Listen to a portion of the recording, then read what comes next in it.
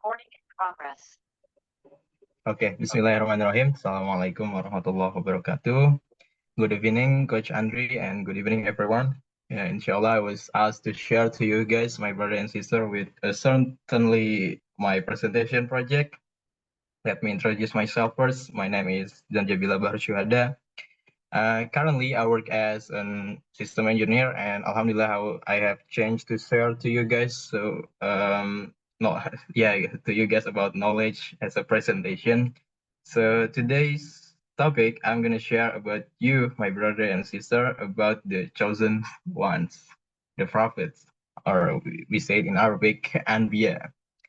So, who are the prophets? Who are the prophets? We are very familiar with the definition of the prophets and have known them since we studied at school, by the way. So, prophets are chosen people and sent by Allah Subhanahu wa Ta'ala to convey the message of Tawhid and Islam to a group of people and all of humanity. So, what makes them special? What makes them a chosen people by Allah to His messenger, to be His messenger? So, my brother and sister, I will explain in one story. This story is an important story has ever happened in history, and this is quite representative how these chosen people became special, and we should use them as a role model in our life.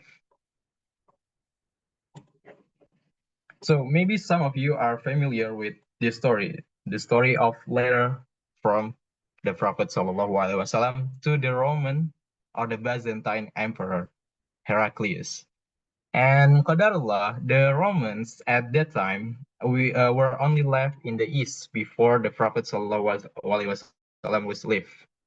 So when the Prophet Wasallam at the certain time in his messengership in Medina sent letters to various rulers and dignitaries throughout the world at that time, including the Persian, Roman Emperor, for example, the Pope in Rome, Negus of Abyssinia, and Mukaukis, the leader of the Copts in Egypt.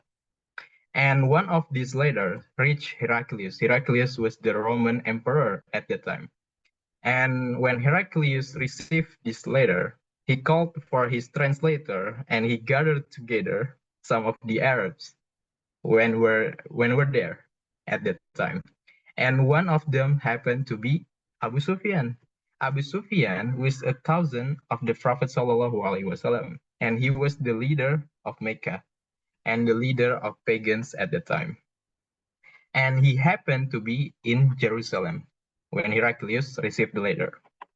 He called for his translator, who translated Heraclius' question, and said to them, means Abu Sufyan and his companions, who amongst you is closely related to that man? Means Prophet Muhammad SAW, who claimed to be a prophet. And Abu Sufyan replied, I am the nearest relative to him. Heraclius said, bring him close to me and make his companions stand behind him. I want to put off questions to you regarding that man. It means Prophet Sallallahu Alaihi Wasallam. So they were in the court of Heraclius, and Heraclius said, "Okay, your companions stand behind you, and if he tells lie, you must tell me that he is lying." And interestingly, Abu Sufyan said this, by Allah, if I were not afraid by my companions would call me a liar, I would not have told the truth about the Prophet. Yeah, because we need to know that Abu Sufyan hadn't converted to Islam at that time. Then what are the questions that Heraclius give to Abu Sufyan? So the first question Heraclius asked Abu Sufyan was this: what family status has he amongst you? Abu Sufyan replied, he belongs to a noble family amongst us. And second, Heraclius asked, has anybody else amongst you claimed the same before him? Abu Sufyan replied, no. And the third, was any amongst his ancestors a king? Again, Abu Sufyan replied, no. And the fourth, Heraclius asked, do the nobles or the poor people follow him? Abu Sufyan replied, it is the poor who follow him.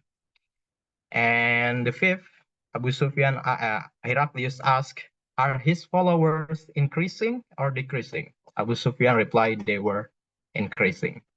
And the sixth, does anybody amongst those who embrace his religion become displeased and renounce the religion afterwards? Abu Sufyan replied no. And the seventh, have you ever accused him of telling lies before his claim? Abu Sufyan said no. And eight, Heraclius asked, does he break his truce? Abu Sufyan replied no. Abu Sufyan also replied like this: we are at truce with him, and we don't know what he's gonna do in it. Abu Sufyan said like this: I could not find any opportunity to say anything against the Prophet except this question.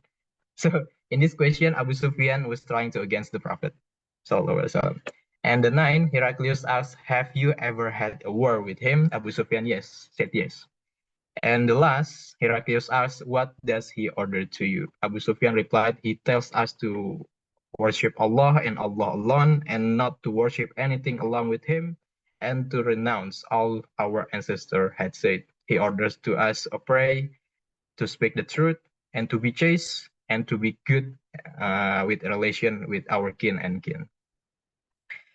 If we look at Heraclius' question, Abu Sufyan, if we look at Heraclius' question to Abu Sufyan, he asked about the status of the Prophet Sallallahu Alaihi Wasallam family. Yeah, we need to know that our Prophet, Prophet Muhammad Sallallahu Alaihi Wasallam, came from a very, very respected family. If we look at history, he was once nicknamed Al-Amin. Al-Amin, it means a very trustworthy person. Yeah, in fact, all the prophets come from a noble families amongst their respective peoples. So have they lived their childhood and youth within the family? Yes, of course. If we look at the story of the prophets, when they were young, lived in a community of people. They lived, they socialized, they played with their friends, with their friends, when they were a childhood, until finally the prophet were also the main figures the main figure in in a society. But yeah, not everyone wants to believe. Not everyone wants to listen to the truth. They seem to forget that these people, the prophets, once lived together. As mentioned in the Quran, Surah Hud, قال يا صالح قد كنت فينا مرحوا قبل هذا.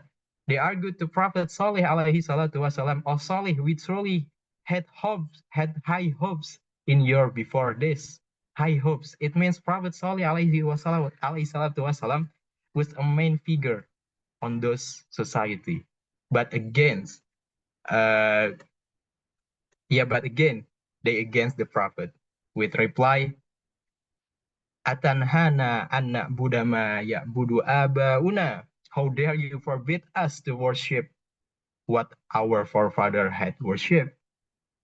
Wa innana lafi shakkim mimma tada'una ilaihi murib. We are certainly in doubt about what you are inviting us to. Yeah, not everyone wants to listen. Not everyone wants to believe to the truth. And then Heraclius also asked whether any of his ancestors was a king. Abu Sufyan replied no. Heraclius, if you had said yes, I would have thought that this man, Prophet Sallallahu Alaihi Wasallam, trying to take back his kingdom. In other words, he used the mantle of prophethood to try and take back the kingdom. Yeah, and never happened. Never, the prophets never used their prophethood to take the throne of the king.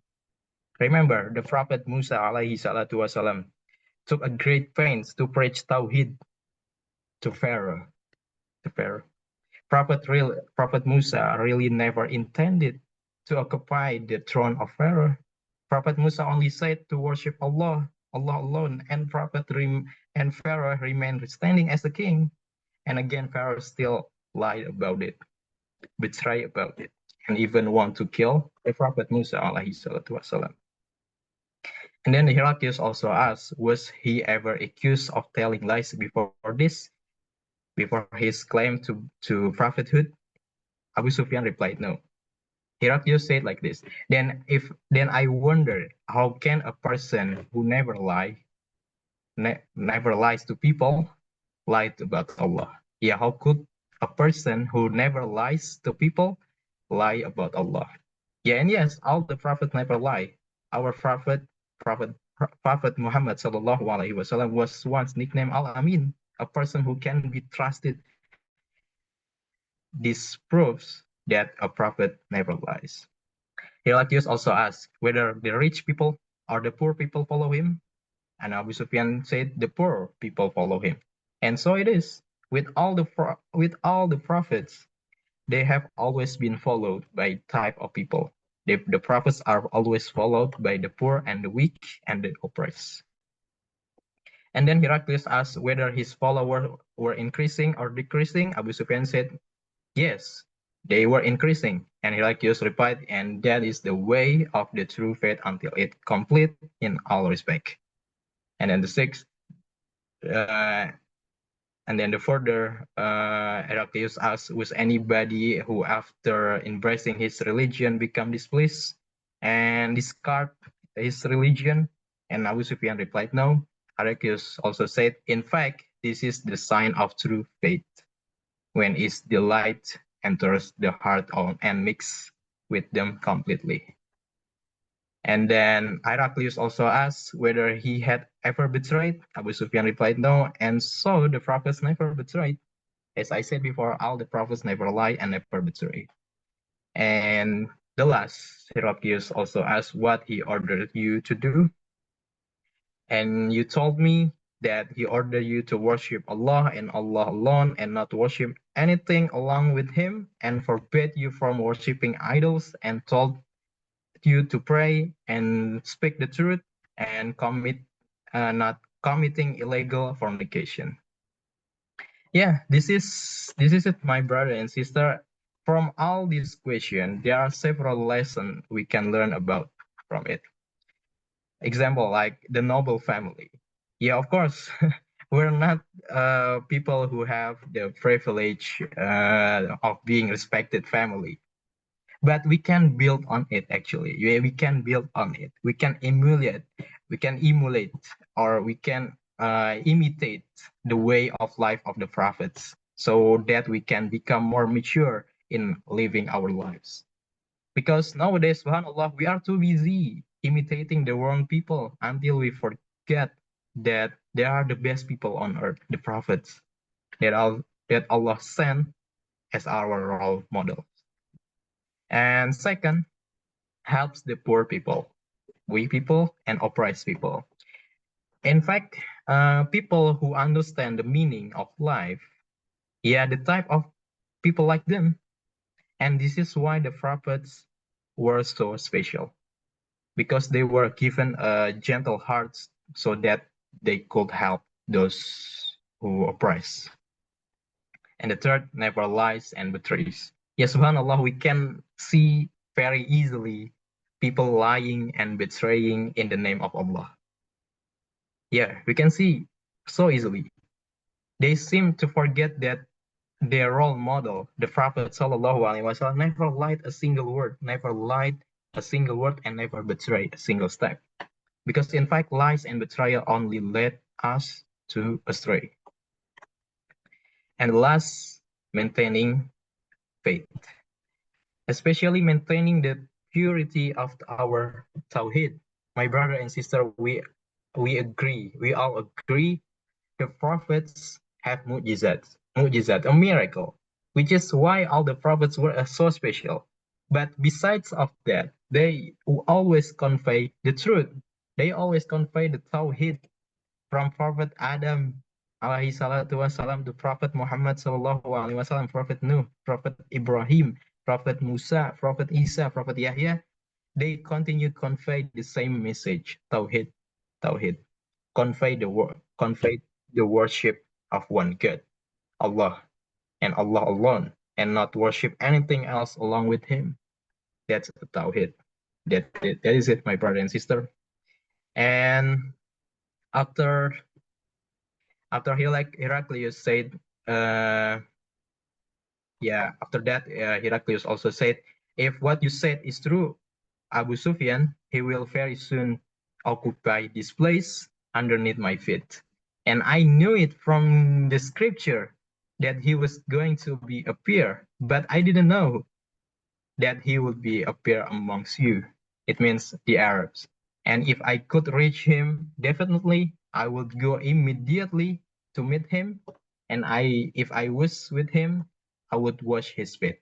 It means this is where Heraclius really respected the letter given by Prophet Sallallahu Alaihi Wasallam. But it was very, very unfortunate, very unfortunate. Yet that Heraclius chose the worldly life over the truth that he had seen before his eyes.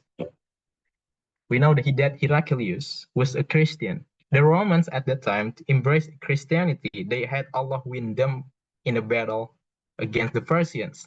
Allah conveyed this in Surah Ar-Rum. However, they were so lost because they ignored the invitation of Tawhid. And Abu Sufyan added in the last time when Heraclius had finished his speech and had read the letter, there was a great hue and cry in the royal court, and we were turned out of the court, said Abu Sufyan. And Abu Sufyan said to his companions, his affairs have become so prominent that even the king of Byzantines is afraid of him. And then I started to become sure that he would be the conqueror in the near future until I embrace Islam. Yeah, in the end, Abu Sufyan converted to Islam after the Fathu Makkah. Okay, maybe that's all from me, my brother and sister. Hopefully it means something to us all. Subhanakallah wa bihamdik, asyhadu an la ilaha anta astaghfiruka wa atubu ilaik. Assalamualaikum warahmatullahi wabarakatuh.